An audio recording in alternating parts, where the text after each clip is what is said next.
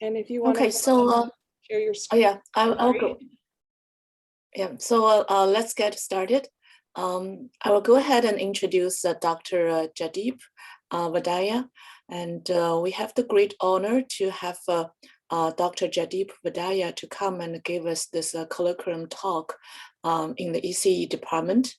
And currently, Dr. Vadaya is a professor in the Department of Management Science and Information Systems at Rutgers University. His research area is in the security, privacy, data mining, and data management. He has published over 170 technical papers in the peer-reviewed journals and also conferences papers. He has also received several best paper awards from top conferences in data mining, database, digital government, security, and informatics. He's also an IEEE fellow, an ACM distinguished scientist, and is also serving as the editor-in-chief of the IEEE Transactions on Dependable and Secure Computing.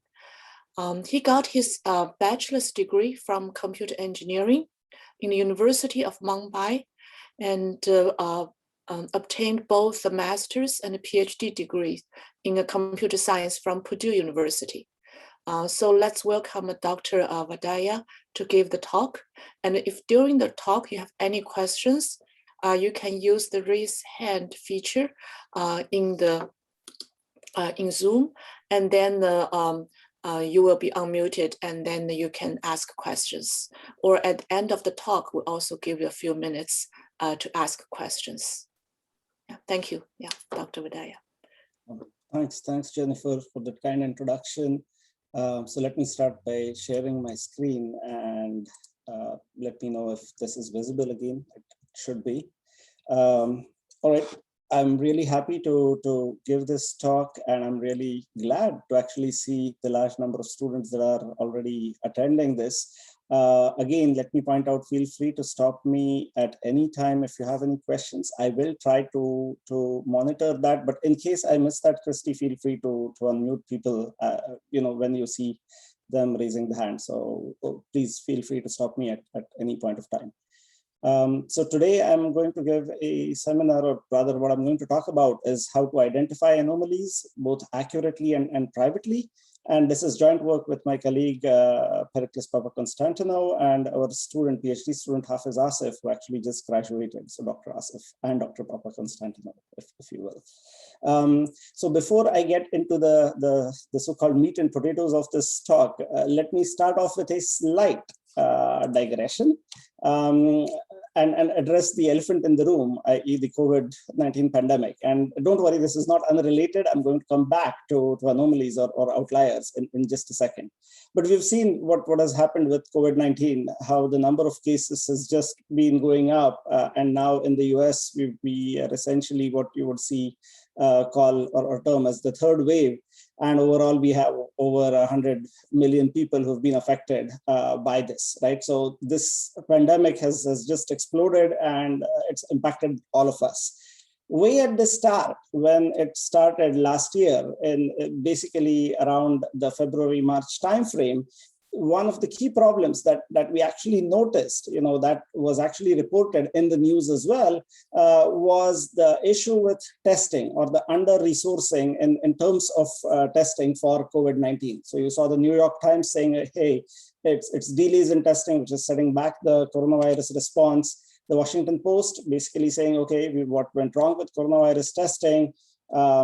USA Today, again, telling us, okay, there's issues with under-testing. And it's not just, by the way, the progressive or the left-wing media, if you will. Forbes was saying more COVID-19 testing is the answer. So was the Wall Street Journal, test every American for COVID-19. And Washington Post, again, saying, hey, you know what, months into the pandemic, we still don't have any easy answers on coronavirus testing. So we all know, I mean, what was happening was that there was severe under-resourcing of this, and effectively not sufficient number of tests were carried out. In fact, the New York Times did this nice infographic where they were looking at, is your state doing enough coronavirus testing?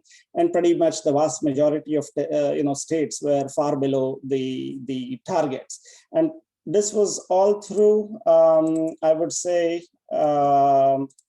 This was all through March, April, May, all the way through the summer. Even this was basically in September that you saw the New York Times with coming up with this infographic.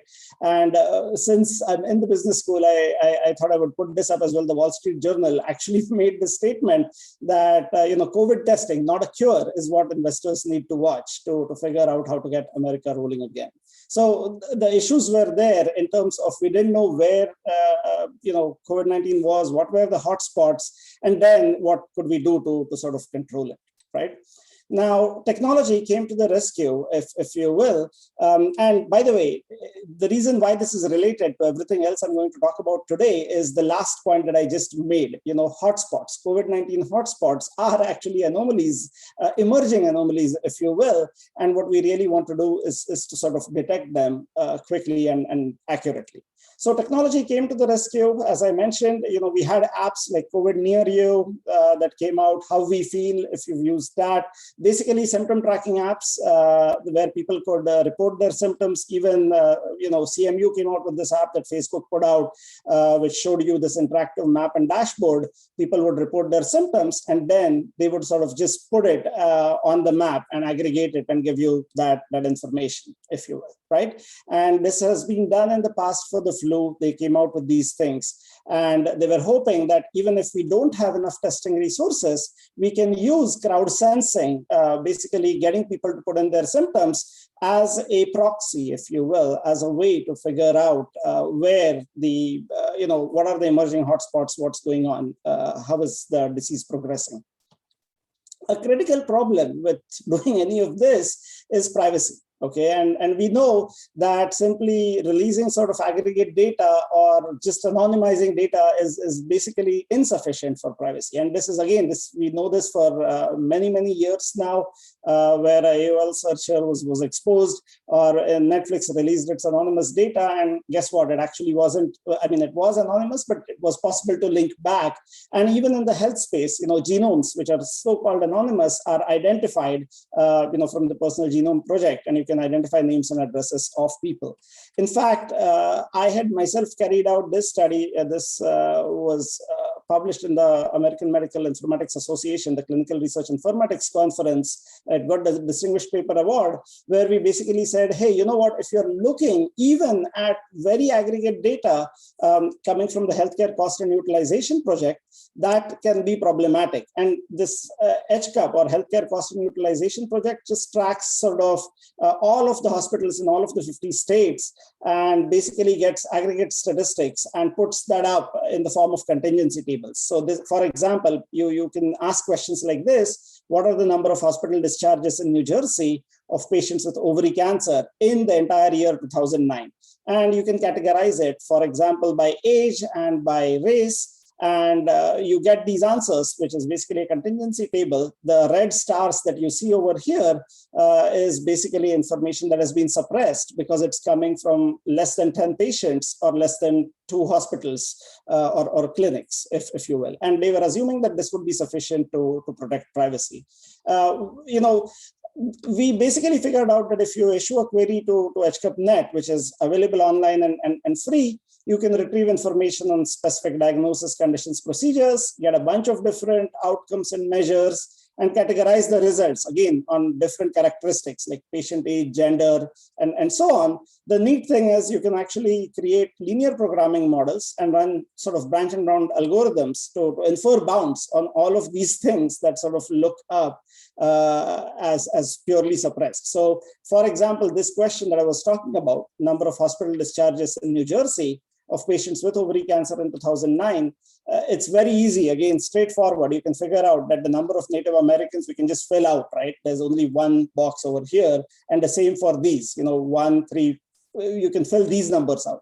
But even the rest of those variables, which we don't know, we do know that they are between 0 and 10, they're integral, and we can create sort of constraints using each row and column to get very tight bounds on each of those. By running the maximization and minimization problems, in fact, we were able to figure out that the Native American woman, because this was ovary cancer, was precisely in this range 65 to 84.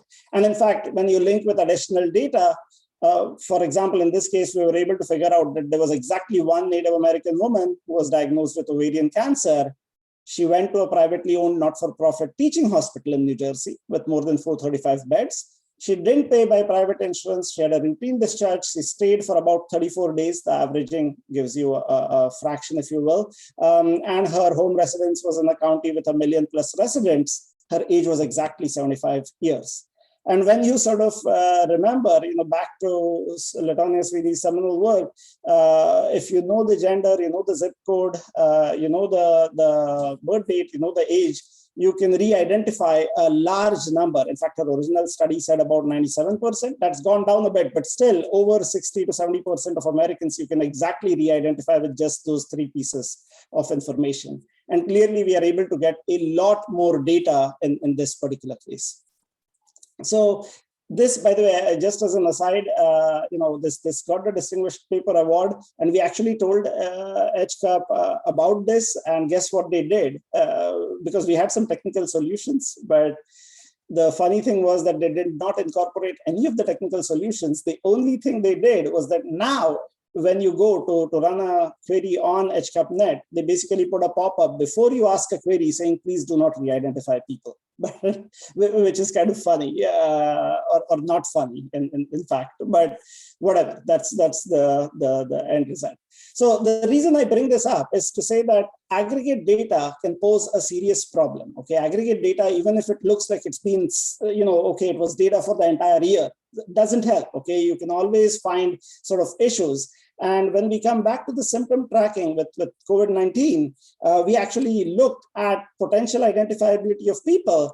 And interestingly enough, if you look at specific regions, if you look at rectangles of, size 0.5 kilometer by 0.5 kilometer each, between 0.8 to 40% of reports can be exactly re-identified, depending on the county and the density of people. And of course, if this goes up to rectangle sizes of 1 square kilometer, then it reduces a bit, but still 0.3% to 30%. You can re-identify potentially a significant number of people because those would be the only people reporting in that particular region. So the point I'm trying to make is that if you just collect these symptoms and you just aggregate, that's not going to be enough. That does not preserve privacy. Okay, and this is important because what we want to do is identify hotspots, identify those anomalies, if you will. So we actually carried out, we initiated a large research.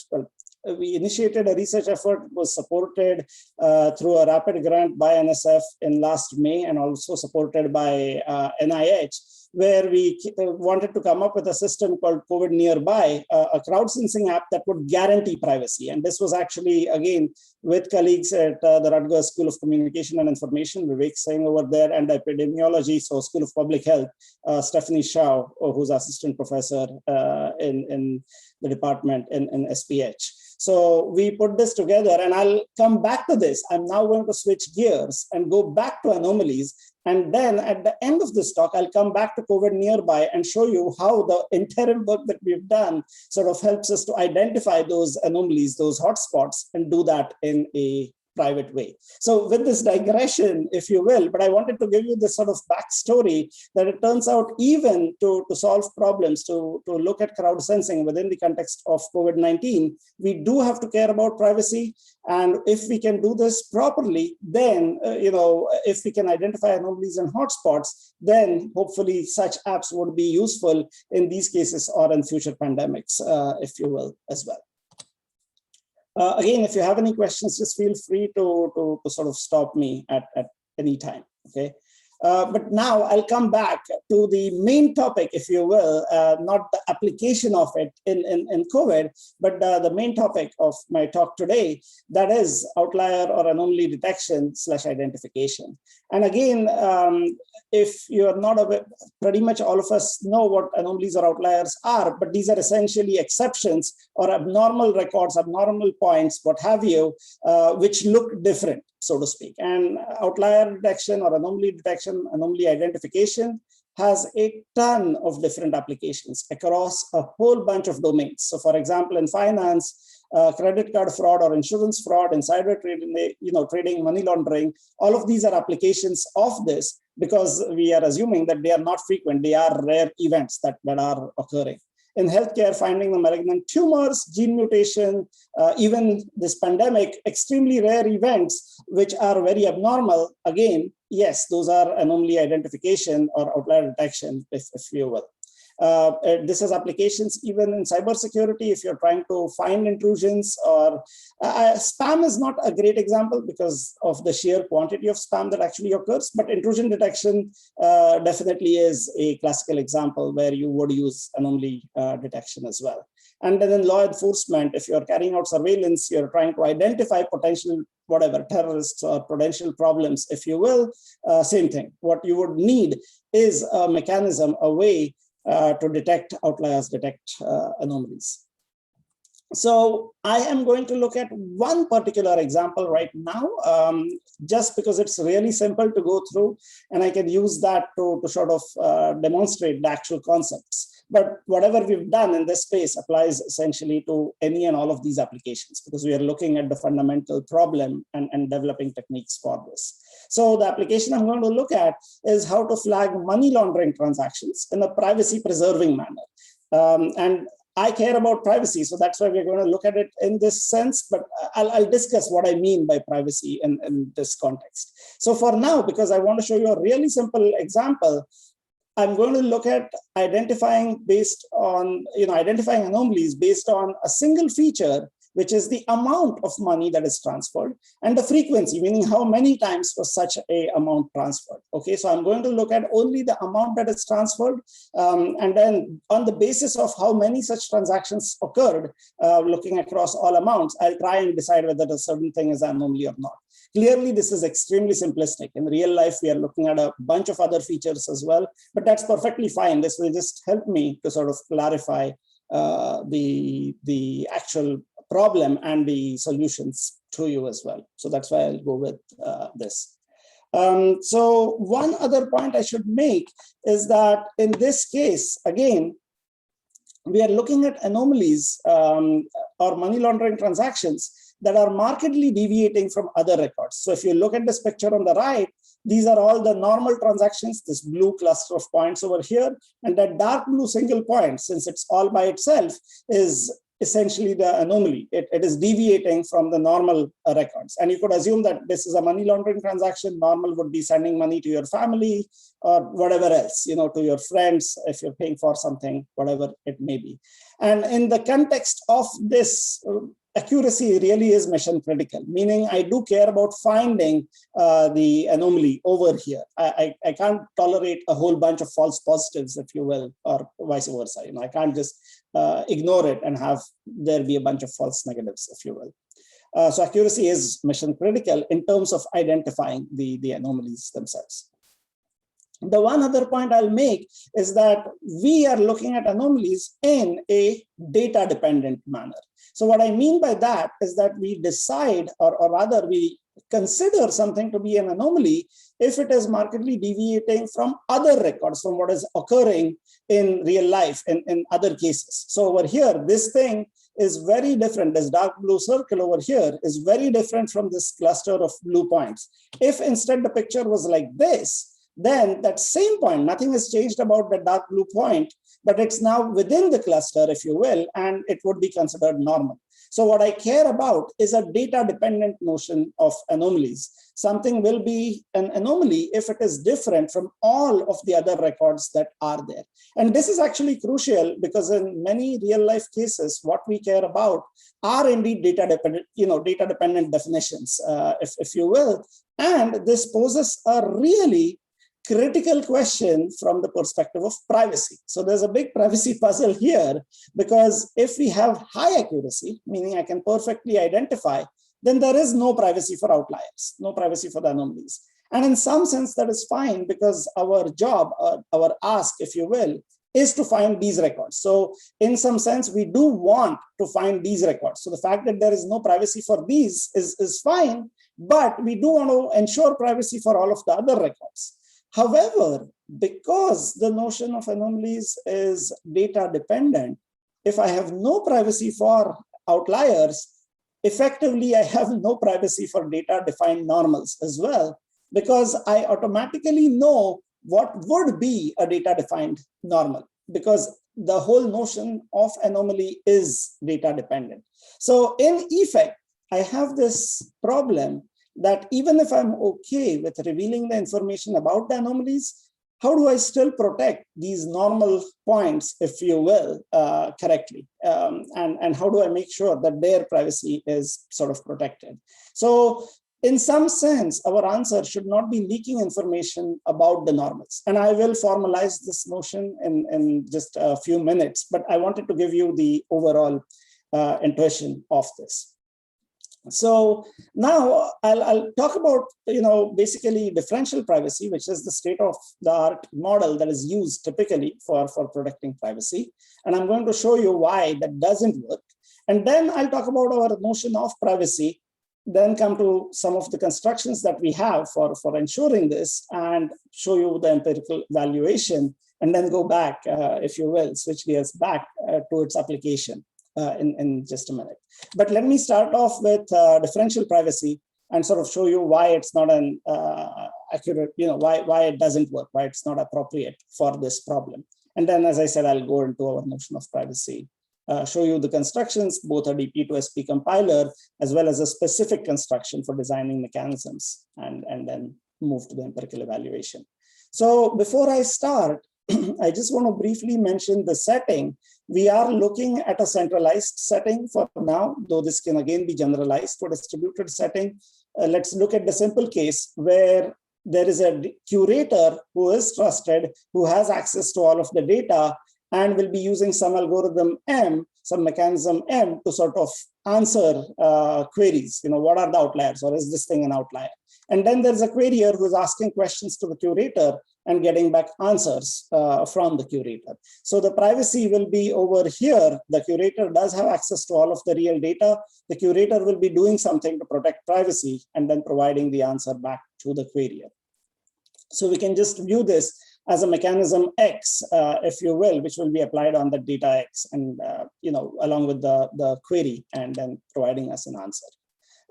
So let me just again come back to our money laundering case. Remember, the single feature I'm using is the amount of data that's being transferred. So you can view all of these, if you will, as the potential amounts that could be transferred. So very small, a little bit more, all the way over to a 1 bushel and 2 bushels, if you will. So this is the maximum. So right now, assume that this is a discrete space in any case, and you could discretize if necessary. But these are all of the possibilities in terms of how much money is being transferred. And we can now view the database as a histogram, because for each of these, I can basically, the bar shows the number of such transactions, okay, the number of such transactions of this amount that are taking place. And again, it's just that single feature for now that we are going to look at, though the notion obviously is generalizable, in fact, very straightforwardly to more than one feature. All right, so let me come back to differential privacy. And just because all of you may not be aware of what differential privacy is, I'll briefly go through this. Feel free to stop me and ask me questions if you have any with respect to this. But differential privacy is basically the state-of-the-art notion for protecting privacy today. And the basic idea is something like this. If you look at two possible databases, okay, they are identical, except that one has John's information over there, and the other is exactly the same database, but does not have John's information. So the only difference is that this has John's information, this does not have John's information. Now, differential privacy, the way the model is formalized, it says that if a mechanism M is private, then basically that mechanism M will give effectively indistinguishable answers on both of these databases. So M applied over this database and M applied over this database, the answers will be somewhat indistinguishable. Okay, so they're not exactly the same, but basically they're indistinguishable from each other. And I'll formalize this in just a minute. The reason why this can be said to protect privacy is that it provides deniability, because a person who basically, asks a query over some database and gets an answer using this mechanism cannot determine whether the answer came from this case or from this case. So essentially, by simply looking at the answer of the query, this person is unable to say anything regarding whether or not John's information was present in this database. So in that sense, it is differential privacy. It's providing the guarantee that if your data is part of the database that was used to compute a result, your risk is not magnified. It's essentially the same if whatever you're computing was done over the database without your information in it. Okay, and basically the reason why I said they are indistinguishable is that if you look at the space of outputs and you look at the probability distribution, both probability distributions are basically bounded for every single output within whatever bound. So e raised to epsilon in this case. So the formal definition basically says, for a privacy parameter epsilon greater than 0, a mechanism M with a domain D is epsilon dp. If for every two databases differing by one record and every possible output, the probability that you get that output from X and the probability that you get that output from Y is bounded by e raised to epsilon. And it's not just one output, it could be a set of outputs, same difference, it doesn't really matter. And since this applies to all possible databases and every possible differing record, if you will, this basically provides a complete guarantee, okay, irrespective of what background knowledge there may be about you, if you will. So this is a very strong notion of privacy because irrespective of what privacy attacks may be devised in the future, if a mechanism is differentially private, it guarantees that the risk to you does not increase because of the use, no more than e raised to epsilon, so to speak. And as epsilon is small, the risk is small. As epsilon grows, the risk grows as well. So great. And actually the US Census is using differential privacy for the 2020 census. Apple and Google are using differential privacy. So it makes perfect sense to just say, hey, why don't we go ahead and use differential privacy? Okay, let's go ahead and use this notion, if you will, for the anomaly detection, anomaly identification problem. Okay, and again, this MX and MY are the two cases, one with John's info, one without John's information, if you will. Okay.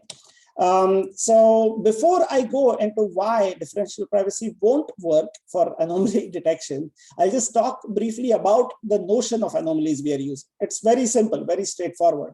And as I said, we are using a data-dependent notion of anomalies. What we care about is data dependence. And what we are looking at are what are called beta R anomalies. Okay, so a record I in any database is an anomaly if that record has beta or fewer records within distance R from I. So very straightforward, just look at a record, draw a circle, or sphere, whatever, in dimensional space around it with that radius and count the number of other records in that ball. Okay, if there aren't sufficient number of such records, it's an anomaly. So this thing is an anomaly over here.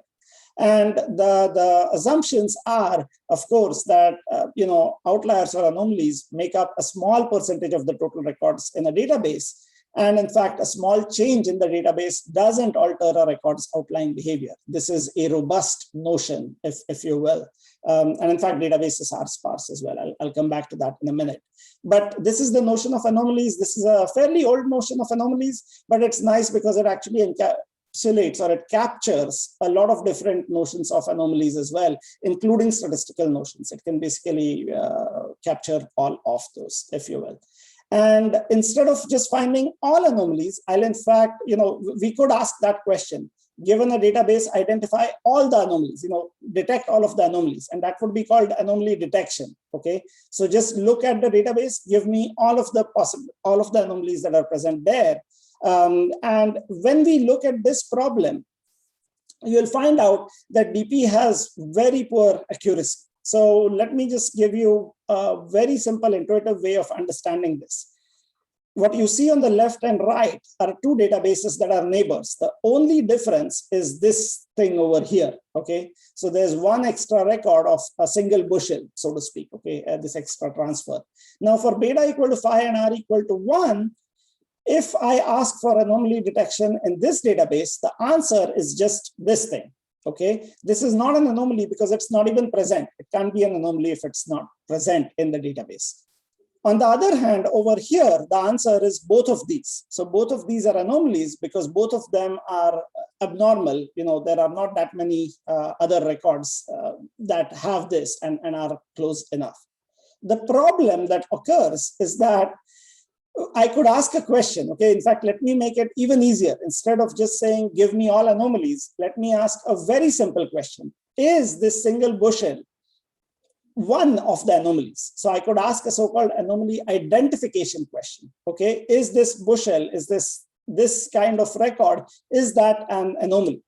And the problem that occurs is that over here, the answer is no. Over here, the answer is yes. So any mechanism, it doesn't matter which mechanism, it could be the optimal differentially private mechanism, it doesn't matter, but any mechanism M is going to make an error either here or here. Okay, because remember, differential privacy says that the likelihood of getting the same answer, the likelihood of getting an answer for both neighbors has to be roughly the same. So you can derive this, it's a very straightforward bound. You can show that no matter what you do, if you look at the error, so the mx not equal to fx or my not equal to fy, which is the error on x or the error on y, the maximum of those has to be greater than 1 upon 1 plus e raised to epsilon. And for any meaningful values of epsilon, this basically ends up becoming like 1 over 2. Okay, so you're going to get a very high error and there is nothing that you can do about it. And in fact, when you look at it, right, this is, by the way, the picture of a real database. What you'll notice is that we are going to have a lot of problems. And the problem is that all of the two anomalies, which are here in orange, right, if we use differential privacy, any differential private mechanism will have to make errors on these points, okay, simply because of what I told you, because if you take them away, it will suddenly become a non-anomaly, if you will. And all of the white space that you see over here, again, differential privacy will have problems because over there as well, right now, if it's not present, it's not an anomaly. But if you just introduce one record, then all of a sudden it becomes an anomaly. And remember, differential privacy is independent. It has to apply for all possible pairs of databases, which differ in one record, which means there is no choice. If you use differential privacy, the only place where it will do well is actually this mass over here, where there are sufficient number of records. But otherwise, it's going to make mistakes on all of the two outliers. It's going to make a mistake on all of these white spaces, which, by the way, are much more prevalent because databases are indeed sparse. Okay, so that's going to be a much bigger problem, if you will. And by the way, this question that I'm asking, is this thing an anomaly, is what we term outlier identification query. And as I said, differential privacy is going to do very badly even on this, let alone finding all the anomalies. There it's going to do worse. So in fact, we sort of characterized, why does this happen? So this maximum error, does this always happen in all cases or not? And it turns out the problem is not with the data dependence. In fact, the problem is with existence dependence. So basically, is an outlier query existence dependent or is it existence independent? And I'll come to this in just a minute. But what I want to tell you is that if a query is existence independent, then differential privacy works fine. That's perfectly fine. It'll work in that case. When a query is existence dependent, there is no way that differential privacy can actually work. And before I go into the kinds of queries, I just wanted to tell you what these things are. It's what you expect. Existence dependent query, the answers are contingent on the absence or presence of a particular record. For an independent query, the answers are not contingent on the absence or presence of any particular record. So for example, is there a flu pandemic? Is there a COVID-19 pandemic? How many anomalies are in the data? This doesn't depend on the specific presence or absence of any particular record. On the other hand, what are the outlier records in the data? Is this particular record an outlier with respect to this data? That is existence dependent because whether or not it is present in the data makes a big difference in terms of the answer, a huge difference, in fact, whether the answer is true or not true. So there is no way that you can use differential privacy in these particular cases. So a principled approach to sort of private outlier analysis starts, in fact, with this analysis. Is the query existence dependent? If it's not, just go ahead and use differential privacy. But if it is existence dependent, you want to see, can you reduce it to a set of queries that can be made, existence independent, so to speak. And if that works out, sensitivity of those queries is also low, then fine, we can still go ahead and use DP. But in all of the other cases, if it's not reducible, or if the other, the reduced queries have high sensitivity, you have to use some notion of relaxed differential privacy, okay? And the standard generalizations and variants are not applicable, because in almost all of them, you have to precisely say, what are you sort of releasing? So let me just show you this notion of sensitive privacy that we've proposed, and give you sort of the intuition of this without going into a ton of details. So let me just show you very, very simply what we have and what we want, okay? So what we have, you can think of something like this. With differential privacy, what we are guaranteed is that we have the same privacy for everything, okay? So you're guaranteed privacy. So if I look at this data, this is synthetically generated data, all of them have essentially the same privacy level. But that essentially means that the accuracy is good for this mass of points in the center, for this Gaussian from which we are sampling. But for everything else outside, the accuracy will be low. In fact, it's very close to 0.5, the same as tossing a coin. What we really want is basically some way to vary privacy by outlierness, so that we give high privacy to all of these points. And then based on how abnormal they are, they sort of start losing privacy, if you will, which then means that the accuracy picture will look like this. You'll basically have high accuracy for these things, high accuracy for everything, and only on the boundary will you basically face a problem. And actually, the neat thing is we are able to achieve exactly this. This is the optimal DP mechanism, and this is our SP mechanism, where you get exactly this, so to speak. So let me just introduce this notion of sensitive privacy.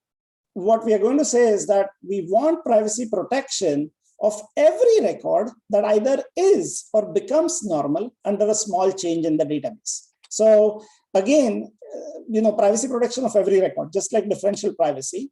But we are going to limit this, we're not going to say it is for all. We're going to say for every record that either is normal or becomes normal under a small change in the database. So we are hoping a small change in the database shouldn't change the status of an anomaly, which is actually the underlying sort of principle for all anomaly detection, for robust anomaly detection anyway. So this notion of sensitive record, something that is or becomes normal under a small change in the database, the way we classify small changes, the addition and or removal of K records, where K is a parameter that you can set. And normal is based on the normality property. Again, that could be beta R, it could be something else, whatever way you want to characterize that, whatever way you want to look at normality and abnormality. But this is a data dependent notion.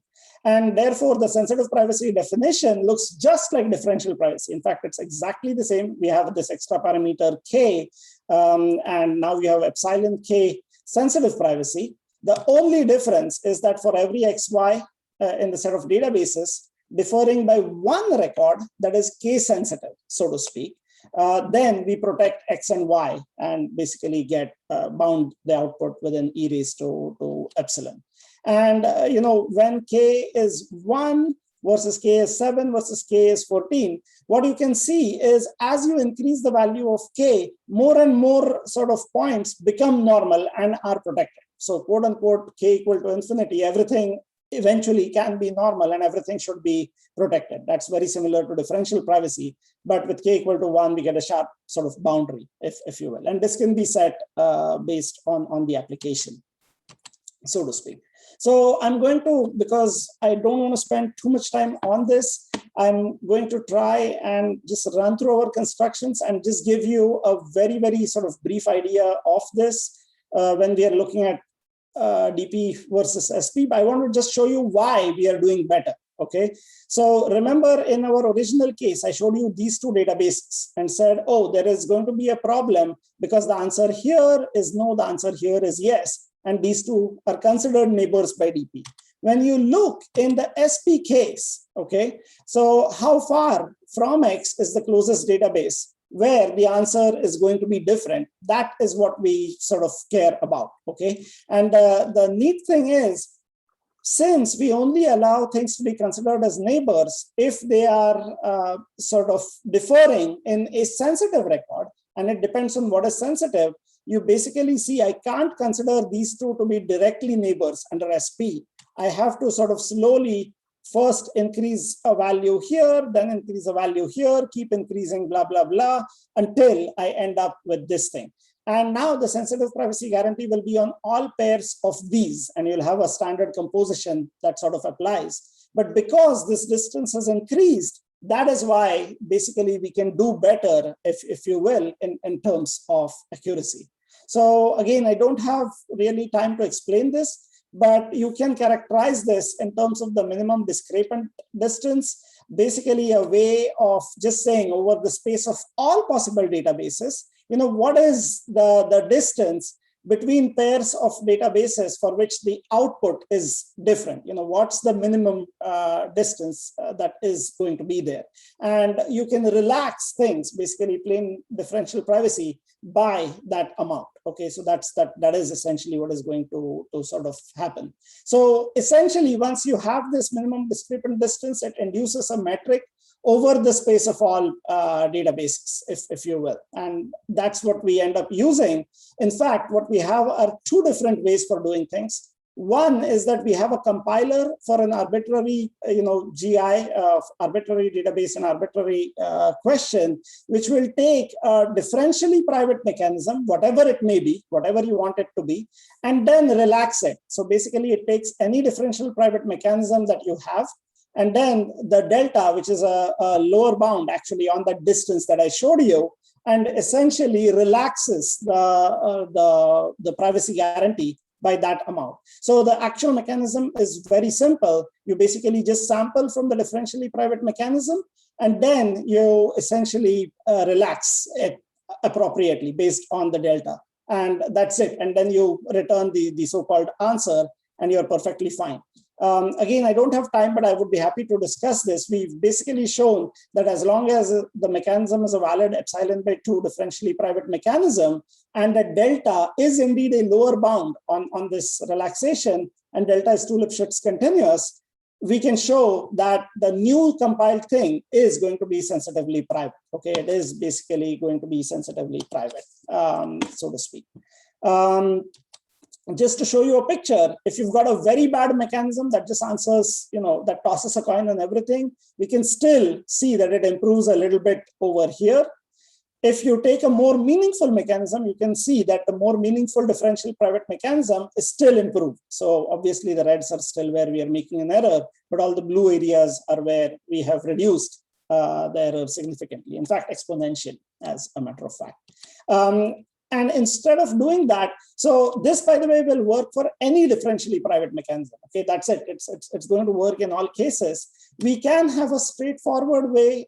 Instead of using a base differentially private mechanism, we can directly generate a SP mechanism as well, as long as we can derive this lambda, which is again going to be a lower bound, if you will, on that minimum discrepant distance in that particular notion of normality. But if you're able to do that, if you find such a lambda, then again, in a very similar fashion, we have a very straightforward, very efficient mechanism that gives you the actual answer, if you will, okay? And this is Pareto optimal. And in fact, as long as lambda is a lower bound on this distance for the differentially private graph as well, it is also epsilon differentially private. Okay, so you can relax it and come up with a differentially private answer as well. You can make it more stringent in this particular case. The reason I'm showing you this is that here it's a little bit more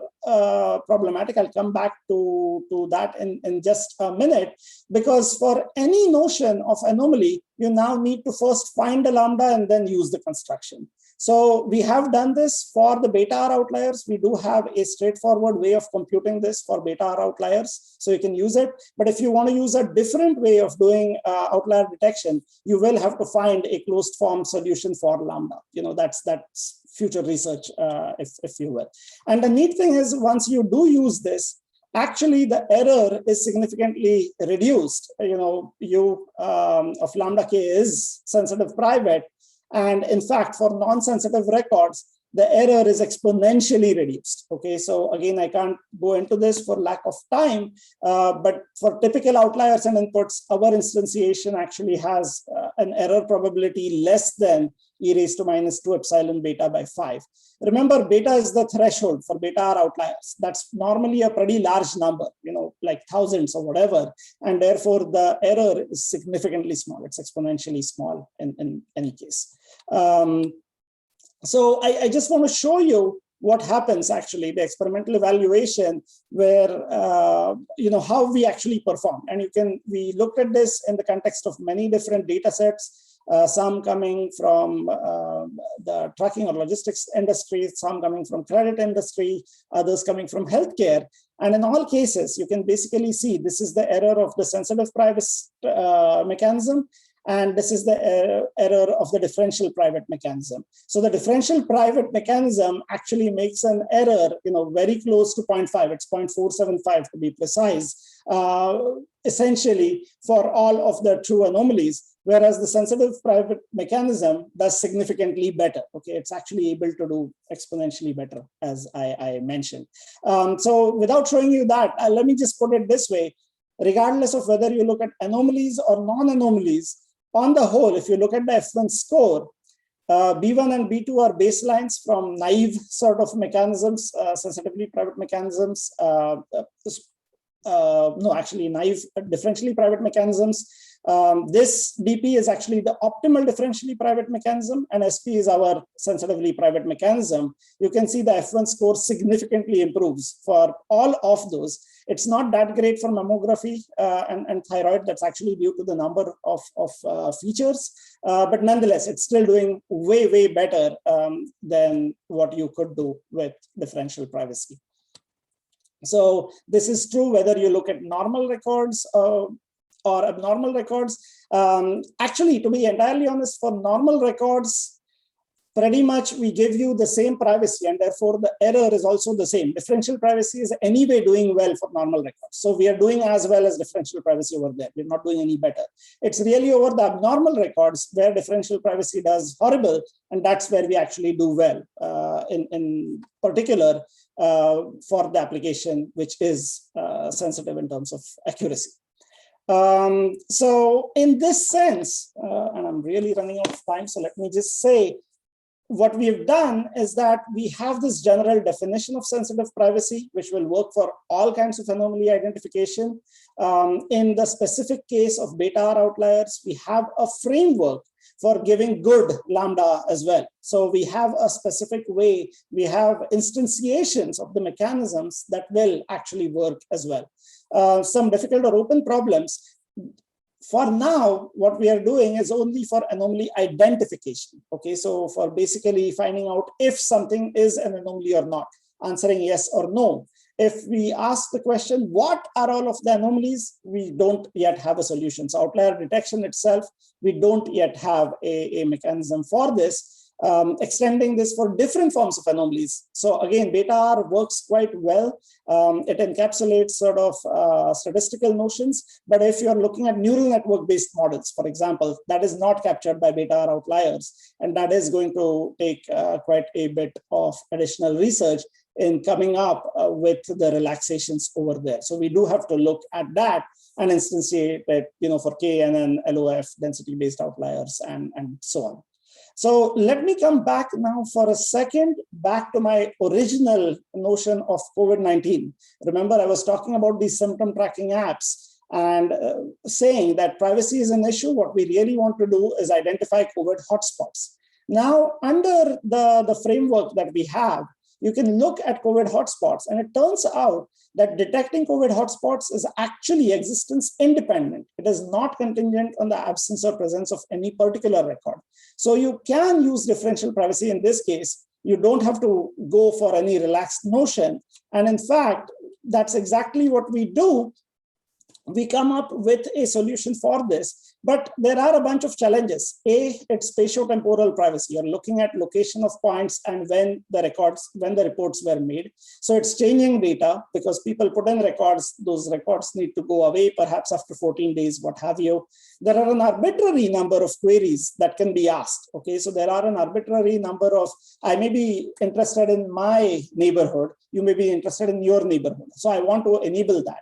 And then there are challenges at the system level. You want fast computation, you want usable results tuned to the current situation. And guess what? We actually came up with this. We came up with an app called COVIDNearby. As I mentioned, there was a very rapid development effort. It actually took a lot of effort to get them certified by the Play Store and App Store, where in fact the senior vice president for ORED at Rutgers had to write letters to Google and to Apple, noting that this was a legitimately funded effort by NSF and NIH. And then they actually put up the apps on the Play Store and on the App Store right now. So I just want to quickly point out what we do over here without going into a lot of details. But for COVIDNearby, we do have this app. You can download it. So you can go to covidnearby.org. You can install it on your iPhone, on your Android phone, whatever. You report the symptoms. They get stored in a secure database. So this is the crowd sensing part. Now, every 24 hours, every day, we basically build what are called private quad trees. So essentially, we are converting these reports into an intermediate representation that is differentially private. And then you can ask any sort of query via, whatever of any region you care about, and that is computed via the quad trees that have been computed in this case. So basically, we create the intermediate representation that is differentially private. And now you can ask questions and you get the answer without increasing sort of the risk to you, if you will. So I'm not, because there's very little time, I won't go into the actual details of that. I will just mention that we used quad trees, not anything more fancy, because if you had used any data dependent notion like KD trees, we would have had the same problems to a large extent. Okay, we would have had to put in privacy budget for that. The results would be horrible. So it turns out that quad trees are actually the best way to go. We have a very novel way of doing covering in a temporal sense as well, to reduce the privacy loss. But again, unfortunately, I can't go into that right now. I would be happy to talk about it later, if you will. What I do want to point out is that after doing this, we have almost identical results with guaranteed privacy. So what you see over here are a set of dates, and basically you see two stacked bar graphs over there. You have the differentially private results versus the original counts over time. And you can see roughly they are the same. Because people can't easily make out this, we are basically blowing it up and just showing you the heat maps. And again, you can see the heat maps on the top and the bottom are basically pretty much the same. So in fact, we've looked across the entire US. It turns out to be, you can get this and you can get the ranking. You run Kendall-Tau, it's pretty much close to 1. So we can identify these hotspots exactly and accurately in this particular case. So with that, I'll stop on this. I do want to encourage you to go to the COVIDNearby website. I think I have that over here, but if you take a look over there, you can go to the dashboard, so to speak.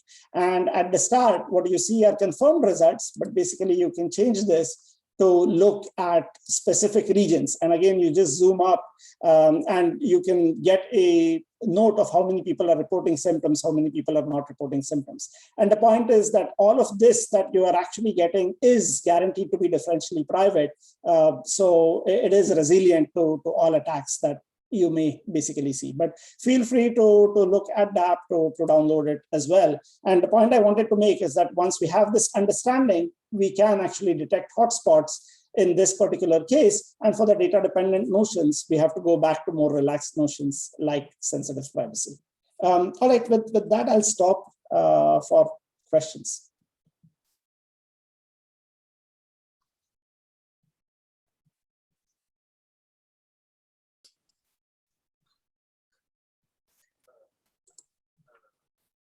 Does the students have any do the students have any questions?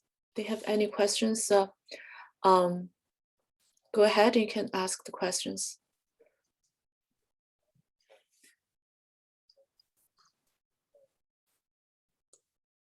Yeah, I have a question is that when you show the work, right, you discussed, Yes. like I think in general, probably you can provide some guidance to the students is that when you're looking for those data sets, right? How do you know, okay, what data sets are related that could be utilized? Like what's the, what is the way to guide the students to look for the useful data sets for the specific research project they're working on? Right. So what I would say, right, that comes back, and I imagine you're asking this question again from a privacy or security perspective. As we know, a lot of the problem is that data is sensitive, and therefore people are worried about sharing this. So when you're able to give some sort of a guarantee, for example, with differential privacy, people are all of a sudden more interested in sort of sharing data as well. So one thing I should point out that in our NSF Rapid project, we wanted to come up with this, but we also wanted to carry out a study of when would people be willing to sort of share data in such extremal situations. In general, if you want to find data, as you know, in terms of pure data, there are lots of data sets that are available, like the machine learning repository. There are a bunch of places where you can find data, but it is quite difficult to find data for security purposes. So if you're looking at intrusion detection or what have you, there are some so let me see. In fact, Rutgers is part of the consortium that gives you access to sort of networking data sets and so on. So depending on the specific use that you might have, you will need to do a bit of digging. But nowadays, there are more infrastructure projects which are trying to make sort of data available for different sets of applications. So I'm not sure if I'm really answering the question that you were asking per se, but yeah, I mean, you have to look, and I think the more you can guarantee security or privacy, people or organizations are more willing. That is what we've found, at least in terms of sharing data itself. Okay, yeah, sounds very good. Sounds very good. Yeah, your talk is actually very comprehensive. That for the, I think it's very very interesting topics that you have covered. And in terms of when you talk about the security and the privacy issues, and when you connect to the current COVID issue, probably you can you talk more about that part, like what the COVID Right. in addition to affect our health conditions, and what its main impact to the security and privacy part. Right. So actually, in fact, let me point out, yeah, that's actually a great question. Let me put it in this way, that to some extent, despite all of the challenges that COVID has put up, one of the interesting things they found is that it has also provided, spurred a lot of people to work, for example, from outside or online, and brought up new questions in terms of whether, from the future of work perspective and things like that, right? The other thing is when there is all of this research that is happening. So, for example, I talked about our work, which we carried out in the Rapid. There are a bunch of other Rapids. So one thing that NSF has done, and I'm actually part of this effort as well, is that they have this prepare sort of ecosystem where they are looking at, resilience, preparedness and resilience for future epidemics, future pandemics, where they're trying to collect the data from all of these different projects that have occurred, which could be, by the way, looking at it from a privacy or security perspective like us, or could be pure computational. They are trying to basically get the data and see if you can use, for example, you can do genomic subtyping, if you will, or even if you are looking at crowd sense data and trying to figure out, can I figure out if there are going to be issues with anyone, if I can find associations, things like that.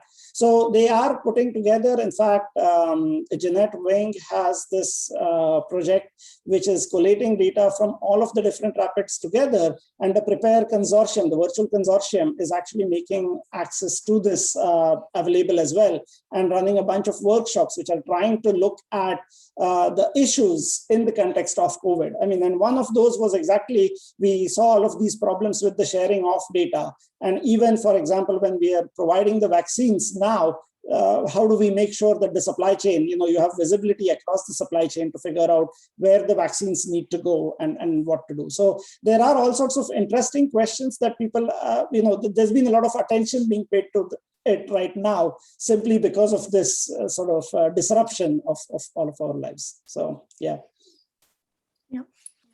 That's very good. And also, I think you also let us know that what is to put this into perspective, and also what's in the near future that we can expect, for the influence and impact in this area, and also what are the ongoing efforts that could the researchers are putting into this.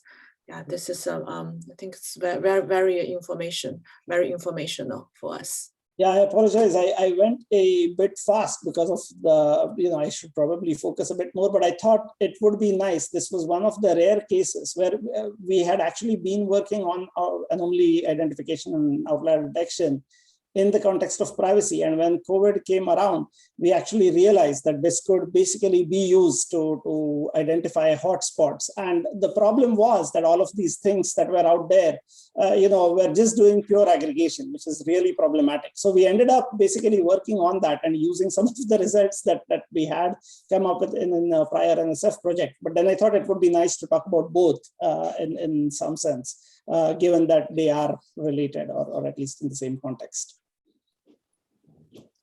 Yeah, sounds great. Sounds great. Yeah. Okay. I think the talk is very interesting, and I didn't see any additional questions. So let me check quickly. So if there are no other questions, I think we can. If you want to follow more on Jaideep's work, okay, you can look into Dr. Jaideep Vadaya's homepage. His homepage have many interesting information posted also. Feel free to reach out, right? Just to send me an email if you have any questions. Yeah, Thanks. yeah, that's great. Yeah, and also you can always send Dr. Vadaya email, okay, to follow up on the research questions and also research interests. Yeah, so let's thank Dr. Vadia for the very interesting talk, and thank you so much for your time and efforts to giving this ECE Colloquium. Thank you very much. Thanks.